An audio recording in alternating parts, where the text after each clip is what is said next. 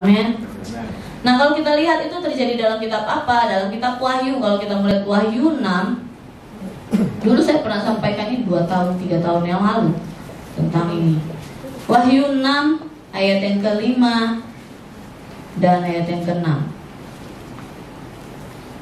Di sana dikatakan demikian. Dan ketika anak domba itu membuka meterai yang bukan yang ke situ ya, tunggu sebentar. Ayat yang ke-7 dan 8. Ketika anak domba itu membuka meterai yang keempat, aku mendengar suara makhluk yang keempat berkata, "Mari." Dan aku melihat sesungguhnya ada seekor kuda hijau kuning, dan orang yang menunggangi bernama Maut, dan kerajaan maut mengikutinya. Dan kepada mereka diberikan kuasa atas 1/4 dari bumi untuk membunuh dengan pedang, dengan kelaparan, dan dengan sampar, dan dengan binatang-binatang buas yang dibunuh. Dan itu terjadi saat ini. Semuanya. Jadi kalau kita lihat bahwa ini nggak akan semakin membaik, tapi semua akan semakin buruk. Karena jelas firman Tuhan katakan demikian. Tapi Tuhan katakan dalam firman Tuhan, dikatakan bahwa orang yang berharap pada Tuhan, dia akan jadi penonton. Amin. Kita akan lihat betapa dahsyatnya Tuhan akan bekerja untuk bumi ini. Tapi jangan sampai kita seperti dalam kitab 2 Petrus 3 lagi kembali, bahwa jangan sampai kondisi dunia membuat kita tuh tidur kerohanian kita. Jangan sampai kita membuat diri kita tuh santai ke Tuhan. Kalau kita lihat kondisi zaman, jelas dikatakan bahwa kedatangan Tuhan nggak akan lama lagi. Bahkan 3 bulan lalu atau 2 bulan lalu, saudara sepupu saya mungkin udah pernah cerita ke beberapa orang. Saudara sepupu saya yang ada di Bekasi, saya yakin sih itu dari Tuhan, karena dia punya hubungan yang sangat intim dengan Tuhan, sangat intim. 2 kali dia mendapat suara dari Tuhan ketika dia melayani di mimbar di drum, itu di hari Minggu 2 bulan atau 3 bulan lalu. Dia dengan suara begini, "Persiapkan dirimu, aku segera datang." Itu sekali. Dia diam gitu ya, dia mikir benar ya Tuhan apa enggak. Yang kedua kali adalah ketika dia ada persekutuan dengan mahasiswa yang mereka layani. Di situ suara Tuhan keras lagi. Tuhan kasih tahu ke dia, "Aku akan mencurahkan rohku untuk terakhir kalinya." Kita nggak tahu kapan Tuhan datang, tapi ketika Tuhan sudah kasih peringatan kepada kita, kita harus bersiap sedia. Amin. Baik tidak baik waktunya, kita harus siap sedia. Makanya saya bilang bahwa Tuhan menepati janjinya. Tuhan tuh nggak pernah lalai tepati janjinya. Sekalipun ada orang banyak di dunia ini, nggak mungkin lah Tuhan datang, sampai kapan sih? Kita nggak tahu. Saya nggak bilang Tuhan datang tahun depan, saya nggak bilang gitu ya. Tapi kita mempersiapkan diri, karena kita udah lihat firman Tuhan. Semua yang akan terjadi itu ada dalam firman. Tinggal kita baca. Setelah ini ada apa lagi? Akan ada kematian orang-orang percaya. Setelah itu ada apa lagi? Pernikahan antara orang percaya dengan Kristus. Baru itu akan ada namanya sangkakala, akan ada cawan. Itu lebih parah daripada kondisi ini. Tapi kita mau persiapkan diri kita, amin. Hingga ketika waktunya tiba, kita boleh diangkat semua, amin. Saya berharap, saya kalau berdoa di rumah, saya cuma sama suami, "Tuhan, tolong ya Tuhan, ingat saya dan keluarga besar saya dan jemaat-jemaat Cipondo dan Tanu," saya bilang gitu. "Tuhan ingat ya Tuhan, kalau Tuhan mau angkat, Tuhan tolong ingat kami." Persiapkan diri kita menjelang Tuhan datang kedua kalinya, amin. Gak tahu waktunya kapan, tapi semua apa yang Tuhan firmankan itu harus terjadi, mau tidak mau, suka atau tidak suka. Tapi itu membuktikan bahwa Yesus yang kita sembah adalah hidup, amin. Bahkan kita punya Alkitab. Mungkin ada yang orang meremehkan, tapi kalau kita membaca Alkitab, semua itu terjadi saat ini. Dan mari kita mempersiapkan diri. Nah, kalau kita lihat dalam 2 Petrus 3, ada pesan-pesan yang disampaikan oleh Rasul Tuhan kepada kita semua di ayat yang ke-17 dan ayat yang ke-18. Di sana dikatakan demikian. Kita baca bersama-sama ya. 2 Petrus 3 ayat 17 sampai 18. 1, 2, 3. "Tetapi kamu saudara-saudaraku yang kekasih, kamu telah mengetahui hal ini sebelumnya, Karena itu waspadalah supaya kamu jangan terseret ke dalam kesesatan orang-orang yang tak mengenal hukum, dan jangan kehilangan peganganmu yang teguh, tetapi bertumbuhlah dalam kasih karunia dan dalam pengenalan akan Tuhan dan Juru Selamat kita, Yesus Kristus. Baginya kemuliaan sekarang dan sampai selama-lamanya. Amin. Diingatkan dalam firman Tuhan dalam 2 Petrus 3 ayat yang ke-17 dan 18 ini juga menjadi peringatan buat saya dalam minggu-minggu ini. Yang pertama dikatakan bahwa kalau ayat yang ke-17 di sana dikatakan bahwa kita harus waspada. Di sana dikatakan waspadalah. Katakan sebelah kirimu waspada, kananmu waspada ya. Bersiap. Jangan kita tidur. Jangan kita santai-santai, kerja nggak ada duit nih, kerja. Benar kerja boleh, tapi harus kita punya waktu juga bersama dengan Tuhan. Milikilah waktu bersama dengan Tuhan lebih dan lebih lagi di hari-hari ini. Kalau orang-orang lain, ada beberapa orang juga mendapatkan hal yang sama, suara Tuhan. Kalaupun memang itu memang dari Tuhan, persiapkanlah diri kita. Amin. Persiapkan diri kita. Jangan sampai ketika semua sudah diangkat, kita udah ngeliat orang-orang sekitar kita, terus kita minta ampun sama Tuhan. Terlambat sudah.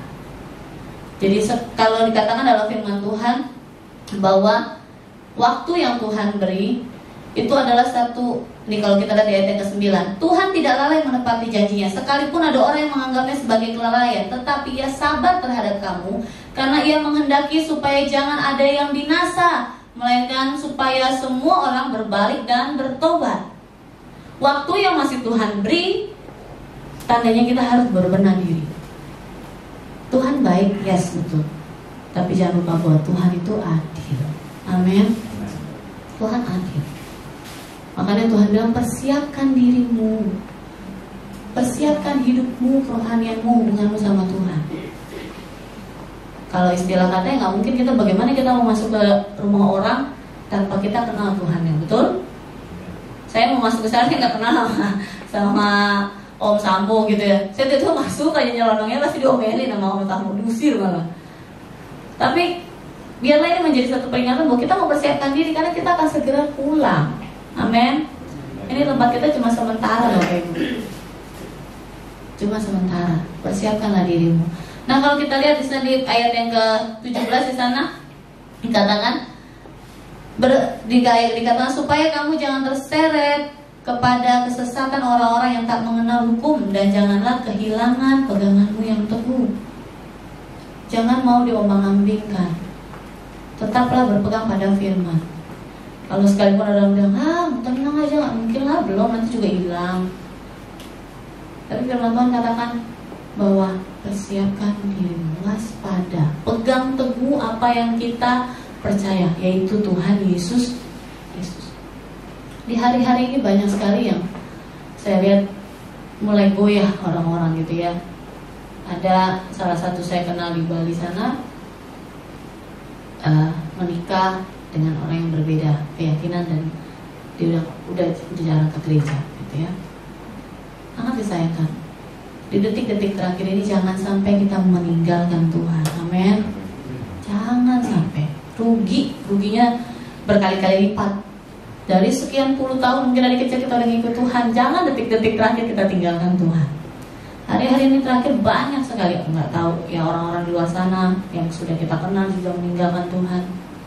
Jangan sampai. Di sana dikatakan waspada, pegang teguh apa yang kamu percaya, pegang teguh apa yang kamu imani, yaitu Tuhan Yesus. Cuma Dia satu-satunya. Kita mau lari kemana, Bapak Ibu? Gak ada lagi tempat perlindungan kita. Baru-baru ini juga gempa lagi di Bali, 6,6 skala Richter. Ya semua kan seperti itu. Dikatakan dalam firman Tuhan, semua kan semakin kacau. Jelas Tuhan katakan, mau lari kemana? Ke rumah kita.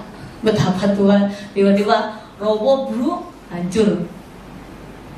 Perlindungan kita hanya kepada Tuhan Yesus Kristus. Benar, kita sebagai manusia perlu pakai hikmat untuk menjaga hidup kita, jaga kesehatan, betul sekali.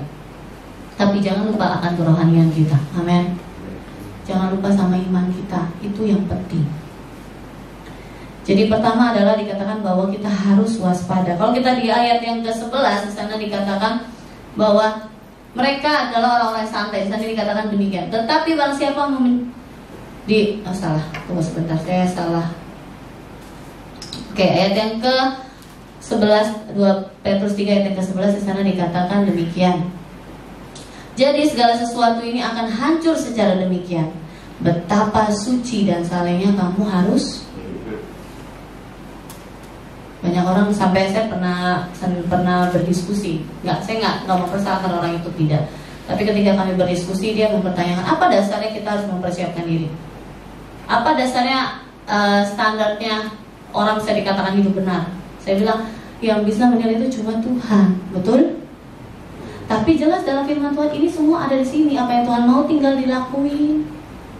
Amin. Udah dikasih buku panduannya. Tinggal lakuin apa yang Tuhan mau.